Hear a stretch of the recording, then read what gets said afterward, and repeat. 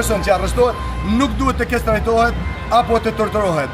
Kemi informacionet e sakta që personat që janë arrestuar për motive politike janë kestrajtuar dhe janë torturuar. Kjo do të thotë ramje nesh në mënyrë flagrante artikullit 3, artikullit 10 dhe artikullit 11 të Konventës Evropiane të Drejtave Njerëzit. Ndaj them çetes dhe bandes politike të Edi Ramës dhe Taulant Ballës, liroj të burgosërit politik, liroj aktivistët, liroj kampion të lirisë dhe fjalës lirë.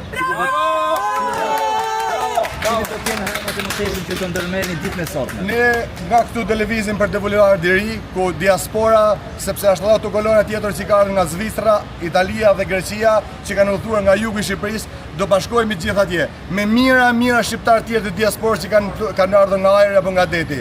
Dhe avash do marshojmë drejt qeshit, drejt kryeministrisë për të përcjellur mesazhet tona. Mesazhet tona janë shumë të qarta. Kemi qenë qartë që në fillim. Kërkojmë dorëheqjen pa kushte të qeverisë edhe të kryeministit Edi Rama.